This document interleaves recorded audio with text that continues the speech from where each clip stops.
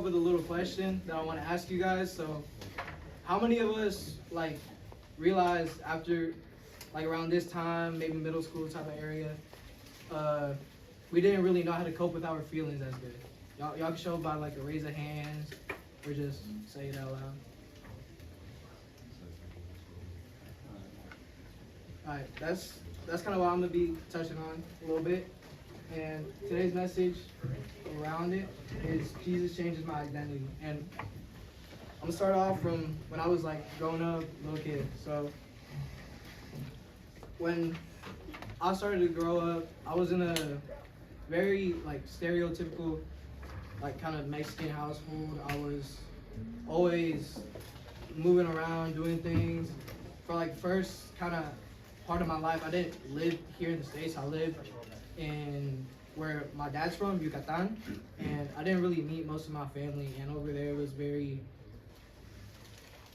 tormenting because I was always held to a standard of my dad. And although I don't really know him, he's not really in the picture anymore, I was always held to that type of standard and set kind of on a pyramid where I had to climb up all these different places, and if I wasn't able to achieve them, it was really bad. And after I started to realize my true feelings during that, I realized I didn't know how to cope well. And going into middle school, all these other things revolving around it, I started hanging out with the wrong group of friends. I still am friends with some of them because they're good people, but I was influenced by some of the things that they did that weren't good. And if y'all heard my first message, I did touch on having trouble with smoking and stuff like that. And that really held something tight on me, because if things in the world weren't going good, I would run to smoking, and that's all I would really do. And I was also playing sports at the time. I was playing football. That's all I did. I didn't have a relationship with God. I knew who God was. I believed in him, but I didn't take the act of trust to get to know him and let him work in my life and let him steward where I would go. And from there into middle school, I started having really bad suicidal thoughts. I had really bad addiction to smoking, and I would always hang out with these friends, always run to these people that I believed were gonna heal me in a sense, were gonna give me that kind of Band-Aid effect where it heals really quick and you're not gonna feel anything afterwards. And the Band-Aid effect doesn't work. It was just a scar that kept opening and opening and opening, and yet I had to keep placing a new Band-Aid. And that didn't work out for me as well as I thought it would, because at the time I was really heavy on that, and all my identity was filled with sadness of these suicidal thoughts I had, and almost took my life one day before school. And that really did hit a really strong chord in me, because a lot of people in my family at that time were passing away, and I'm like, if I do this, I don't have to feel this anymore. If I do this, I don't have to keep seeing people go through the things that they do. I don't have to see people going through these torments of their diseases, maybe things in their family as well, because my family's not the best. And hearing people each other out, coping with feelings or getting help, they won't admit it, they kind of tuck it away in all that sense. And in a way, I was doing that too, but I was tucking it away with smoking, and I was tucking it away with just keeping these thoughts to myself, not getting help. And it was a time later in 8th grade, I got caught smoking by one of the security guards there.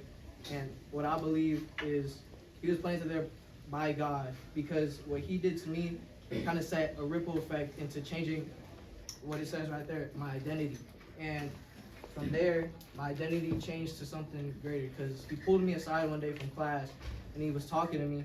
And he's a Muslim. He doesn't really believe in Christ. He kind of didn't really like Christians as much, because he thought they were just bad people and they always took down his religion. But he said that I was more understanding, in the sense I was more open to speaking with him and telling him just things in a truthful, meaningful way.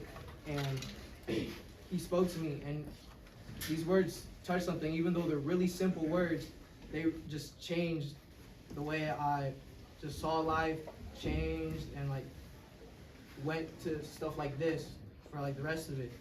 And he said, I know these things are good, but they're temporarily good, and you're gonna have to cut them out. And although that may seem bad, it's gonna lead to greater things. And sometimes you have to do that. You have to cut out things that seem good in the moment, seem good at the time, but when you cut them out, obviously there's a time where everything's gonna feel like it's crushing down. But later on, you're gonna achieve something greater. You're gonna see something greater. Something's gonna happen.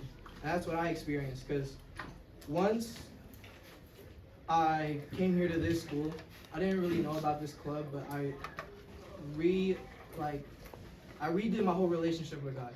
I redid my relationship. I got him closer to me. I started speaking with him more. I read in my word more. I was praying more. I did all these other things more often, and it didn't feel like a requirement.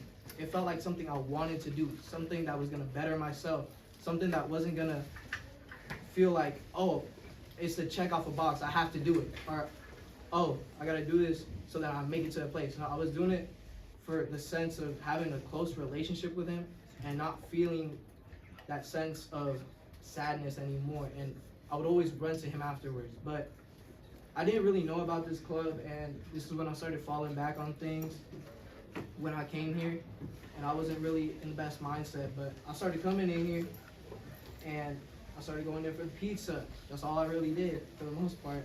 And then I started coming into these meetings. I played a couple games, started talking to all the other ambassadors here that started to help.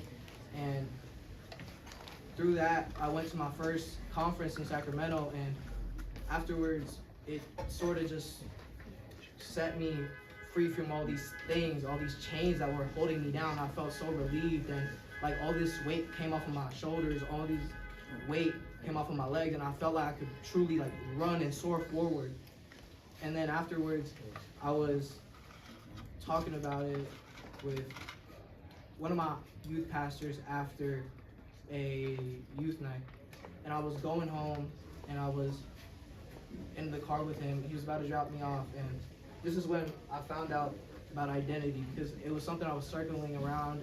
I didn't really have time for football anymore. I let that go, and I had no time for sports. I was trying to better my relationship with God, and I was stewarding it well, but I still had like a sense of just something was missing. I didn't know what to be, in a sense, what I am. And I spoke to him, and I'm like, I dropped football, I dropped all these other things. What's my thing on it? And what's my identity? Because I feel like it's in club. And he told me, your identity is not in club, your identity is not in football. Yes, those are things that make up your identity, but what you truly are is a child of God. What you are is son, daughter of God, because he told me that, and it really hit the string in my thing. And then afterwards, I was thinking about it, and I'm like, I made football and everything so much of my identity, I forgot where to search for it in God. And I had to add on to my relationship even more. Even though these things helped me so much, there's always work you have to continue to do to know of it. And I always spoke about it to him, and now I know my identity is a child of God. I know that my identity is in him, and everything that we do, it should be for him. And everything that we continue to do should be for him as well. And no matter if you turn your back on him, no matter if you stop having faith, when you come back to him, you're always going to be his son or his daughter. You're always going to have that identity to him, because he knew you before you were in the womb. And that, to me, always and forever will be something that holds on to my heart. And that's all I have to say.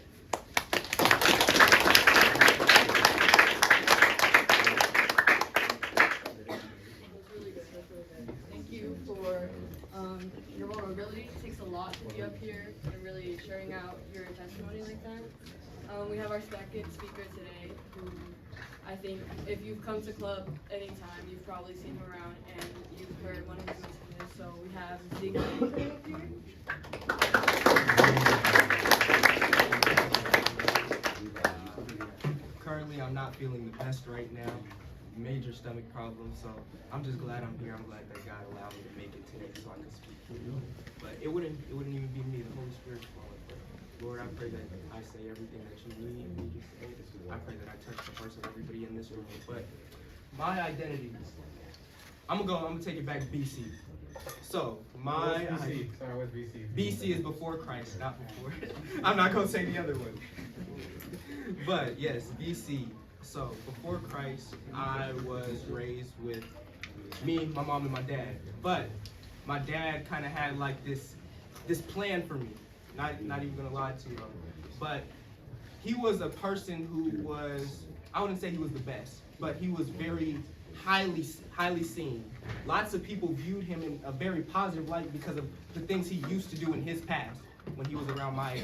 Like my dad, he had kind of like this soldier idea for me. Like I was like some sort of project, you know? Because whenever we used to be outside a lot. I was outside with him like a lot, just outside. He'd be with his friends, like asking me, oh, drop 20 push-ups right there. You see that light post right there? Drop 10 pull-ups right there. He wanted me to be strong, and he wanted me to be able to defend myself. So that's what I was able to do at the time. I was bullied. When I was younger, I was bullied. So I used to put my anger from him onto those people. And a lot of that trauma that I had when I was younger, it caused me to be silent. It caused me to seal myself off. It caused me to think that my pain wasn't valid. My pain wasn't valid. So instead of speaking out about it, I chose to stay silent for years. Years I'd just be silent, just going on. I could crack a little jokes, y'all know. I could make people laugh, but behind all that was a whole lot of pain. Guys, I think I told y'all a lot about my story, but I've been arrested. I smoked. I drunk. I've been in some situations that I definitely shouldn't have been in. And that was all because I didn't have the love for myself. I didn't know how to love myself. I wasn't shown a good example of what that love should look like. So, during sophomore year? My sophomore year was when I found Christ. I happened to just stumble across a club. Well, how do I say this? No correlation at all. Just randomly walking through the school, headphones on full blast, noise cancellation and everything. There was no possible way I should have been able to find that. But God leading me to a situation where he knew I'd be able to grow. He helped me find a community that I could talk to when I'm in need. But through my life experiences, it's always been hard. It's always been hard for me to tell people how I'm feeling, especially when I'm not feeling the best. It's easier for me to say I'm okay. But how God changed my identity is I'm now able to admit when I'm not 100. It's so hard, man, because y'all have experienced hurt before. Hurt, pain. Can we get a raise of hands, please? Who's experienced any type of hurt or pain before in their life? Because this life ain't perfect. It's far from easy. It's far from easy. And the way we choose to cope with that pain is different. It varies from person to person. How we choose to cope with our pain may be talking to somebody else about it, or it may be isolating ourselves, or it may be something even worse like harming yourself. Smoking to get rid of the pain. I've done that a lot. And trust me, it only leads back to the same cycle of depression. That same pain. It just continues and continues and it loops. But when you allow yourself to just give it to God, it makes life so much easier. Because not only being able to give it to God, but to be willing and being able to let him carry those heavy burdens. Because I know we got some burdens. We got some chains in this room. Juan spoke about chains, and that reminds me of something I actually spoke on earlier. Because I said this for myself. It's like a cell door. You walk into a cell, open door. chains on the floor, you wrap yourself in those chains because it's easier than dealing with your problems. You choose to be captive when the cell door is wide open. All you have to do is take off those chains and walk through that door and you'll be free. It's so easy yet so hard at the same time because we're so used and accustomed to just sitting in our pain. And that's not what we need. We need to realize that we have a community of people who love and care about us.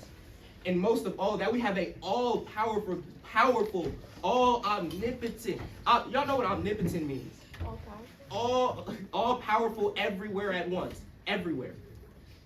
So, when we realize how big our God is, it diminishes our problems. It lessens them when we are able to give them to him and truly say that he is in control. Because control is something that is so hard for me to give. Who here wants to be able to control the score that they get on the test? Who here wants to control what's going on in their personal life? Who here wants to control what's going on between them and their family? Who here wants to control what's going on between a situation between them and their friend, and let's say that things ain't clicking right? Who wish they could control all these things? I do. I wish I had 100% control, 101 to be honest with you. But that's not how life is. Life is unfair. Life is challenging. And it brings me back to another thing. We are all flowers growing in the concrete. Oh, I got but I'm running short on time, y'all. But we are all flowers growing in the concrete. If our roots aren't deep enough, the winds of temptation, the winds of hurt, the winds of change can wreck us in ways that, hey, that flower might not even be there anymore. That flower will lose its identity to the winds. But when we allow ourselves to be deeply planted and rooted in his word with a firm foundation of what he says, and remembering that his words will reign true forever and ever and ever, it gets a whole lot easier to deal with those problems. So, bringing back to the topic of Jesus changed my identity, he gave me the realization that he's there and that growth takes time. It's not just an overnight thing like, hey, I'm saved, let's go. I'm fixed. I'm like Jesus now. No, it's far from that. But when we realize that it's a gradual step-by-step process each and every day, growing more to be more and more like him, that's all it is, y'all. That's all it is. But thank you for your time. I appreciate y'all listening to me. And I hope this message could touch like a certain part that has been stuck back or hidden. Let it be to light.